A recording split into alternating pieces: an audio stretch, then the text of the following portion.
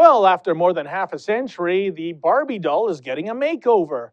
Consumers can now choose Barbies available in myriad body types: tall Barbie, petite Barbie, even plump Barbie. Hey, being a fan of the Rubenesque woman, I especially applaud the debut of plump Barbie. And how's this for a bonus, folks? I can now finally say that I'm married to a woman who has the figure of a Barbie doll. But seriously, folks, one can only ponder the unspoken strategy behind the makeover. Is it due to Mattel acquiescing to its critics that the doll's figure is virtually impossible for the vast majority of real women to attain? Or is it because Barbie sales have tanked by some 20% in recent years? Who knows? Still, let's hope Mattel's current experiment with a new look for its iconic doll goes a tad better than the last time the company embraced diversity. I speak of the doll's 50th anniversary celebration that took place in 2009. That's when Mattel sponsored an exhibit in Florence, Italy, featuring some 500 Barbies.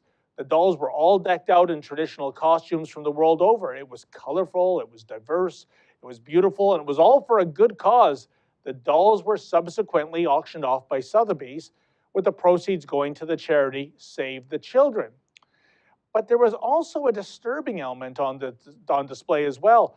Namely, some of the Barbies were decked out in so-called traditional Islamic dress. Translation, they were wearing the identity-concealing burqa.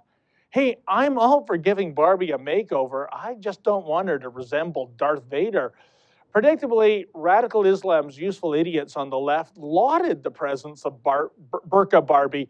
Such diversity, they said. Multiculturalism at its finest. Lost in the cheerleading rhetoric was the fact that Mattel and Save the Children weren't able to comprehend that the burqa is really a symbol of female oppression, an identity-concealing cloak that dehumanizes women as opposed to empowering them.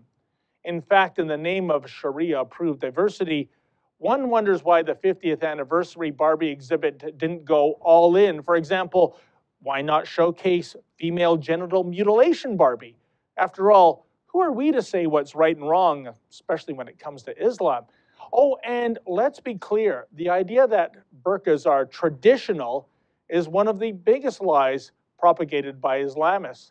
The burqa is a fairly recent construct, and it's surely the most misogynistic apparel ever devised, a suffocating shroud that attempts to make women invisible.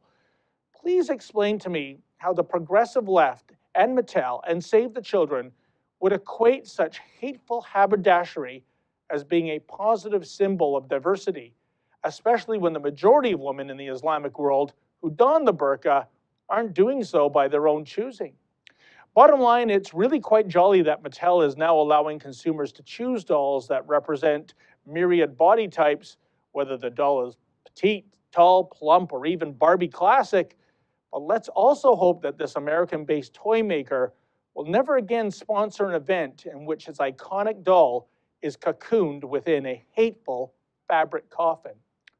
For the Rebel.media, I'm David the Menzoid Menzies.